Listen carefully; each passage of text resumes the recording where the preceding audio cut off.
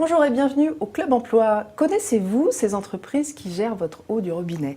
Elles distribuent 70% de l'eau potable en France et parmi ces acteurs privés, on trouve des grands groupes comme la Lyonnaise des Eaux, Veolia Eau ou SOR, mais aussi des petits acteurs régionaux comme la Nantaise des Eaux Services ou Sogedo. Alors ces entreprises regroupent 32 000 emplois en France, directement liés au service public de l'eau et de l'assainissement. Et ces entreprises, elles recrutent. Pour en parler, je reçois aujourd'hui Alain Thiret, qui est le président de la commission sociale de la Fédération des entreprises de l'eau, qui regroupe l'essentiel des acteurs privés du secteur.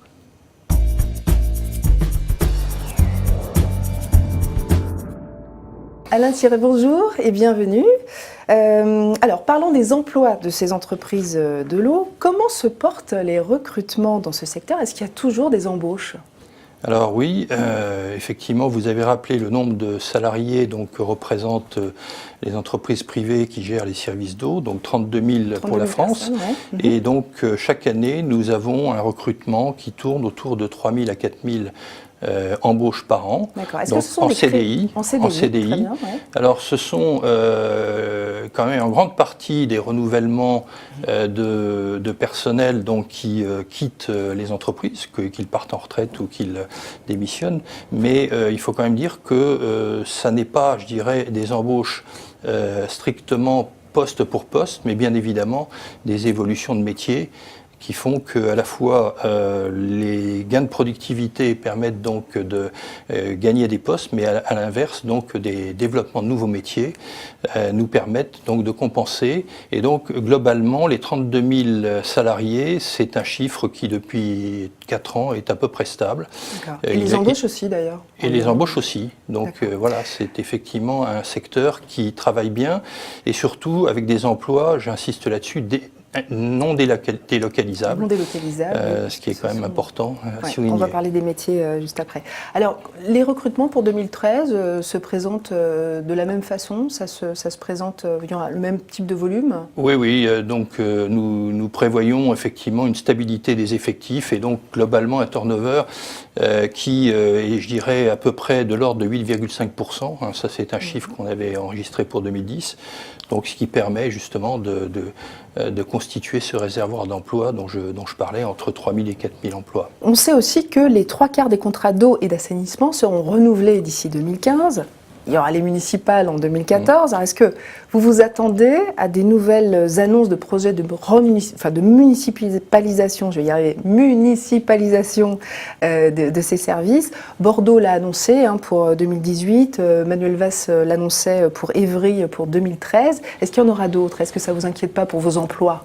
Alors, en ce qui concerne les emplois, je pense qu'il faut effectivement avoir en tête un certain nombre de chiffres. On a fin 2010, nos entreprises ont renouvelé le plus gros contrat en France qui porte sur le syndicat des eaux d'Île-de-France et qui représente donc en termes d'effectifs 1600 salariés, donc globalement 5% de l'effectif total français. Parallèlement, la collectivité du Grand Lyon, par l'intermédiaire de son président, vient de décider donc de renouveler sa délégation de service pour une dizaine d'années supplémentaires. Donc Grand Lyon, c'est quand même pas négligeable. Marseille en a fait autant il y a peu de temps. Donc tout ça, c'est des échéances de contrats qui arrivent. Alors, effectivement, il y a eu beaucoup d'effets d'annonce. Je pense en particulier à la ville de Paris qui avait, il y a maintenant 3 ans, décidé de reprendre non pas la totalité du service d'eau puisqu'elle en gérait une grande partie, mais la partie distribution qui était gérée par nos entreprises. Pour donner un ordre de grandeur, ça représentait environ, pas tout à fait 200 personnes transférées donc à la ville. Donc, je dirais globalement, nous ne mesurons pas, disons, d'impact significatif au niveau de l'emploi de la branche lié à ces remunicipalisations. À l'inverse, on a des contrats qui sont passés donc de régie en délégation de service public. Je pense en particulier très récemment à la ville de Montauban, qui elle a fait le chemin inverse. Donc globalement, les choses s'équilibre, si je puis dire. Et notre niveau d'emploi devrait rester à peu près stable pour la France. Pour Voilà. l'international, il sera bien sûr en nette augmentation. En augmentation, voilà qui est dit. Quel pourcentage des recrutements les deux majors du secteur, que sont la Lyonnaise et Veolia, représentent-ils? Alors, Essentiel, c'est j'imagine. difficile de donner des chiffres précis, puisque là, en l'occurrence, je raisonne bien évidemment au niveau de la fédération, mais c'est vrai que Veolia plus Lyonnaise représente un peu plus des 2/3 de ces embauches, D'accord. et ce qui représente la part de marché qu'ils ont sur la France. D'accord. Qu'est-ce qui explique que ces entreprises de l'eau recrutent malgré une conjoncture économique qui est plutôt morose? Qu'est-ce qui explique qu'elles continuent de recruter? Alors, comme je l'ai dit, elles recrutent parce qu'elles ont besoin de renouveler leur personnel. Il y a C'est des effectivement... carnets de commandes qui se Alors, remplissent? je dirais, en France, il y a effectivement des renouvellements de contrats. Nous y reviendrons peut-être tout à l'heure, mais également, je dirais, des nouvelles activités qui se développent, comme notamment la gestion des assainissements non collectifs, qui est un sujet à peu près nouveau pour à la fois la France, mais également les entreprises que nous sommes. Et puis également la gestion de rivières, notamment de la qualité de l'eau dans les rivières, donc ce qu'on appelle le grand cycle de l'eau. Donc ce qui n'était pas du ressort des entreprises de l'eau il y a encore quelques Ce années? qui n'était pas dans le périmètre de nos entreprises il y a, on va dire, 5-6 ans.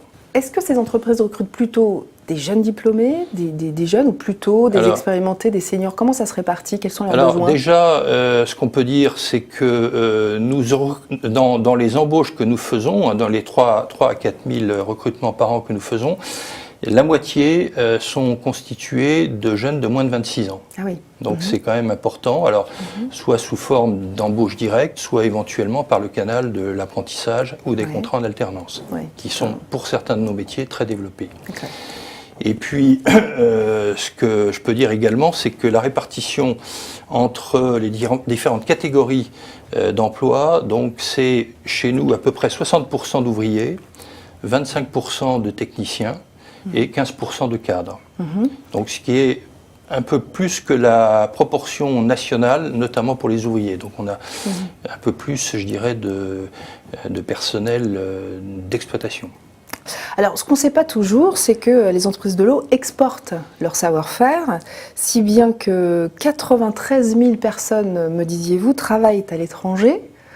Donc, travaillent pour ces entreprises françaises, mais à l'étranger. Alors, qu'est-ce qu'ils font exactement? Comment vous l'expliquez? Alors, d'abord, effectivement, vous avez raison. C'est-à-dire que pour 32 000 personnes salariées de nos entreprises en France, on en a 3 fois plus à l'étranger. Alors, ce sont, bien sûr, pour gérer des contrats de différentes tailles, avec, bien sûr, l'emploi pour la grande partie de personnels locaux.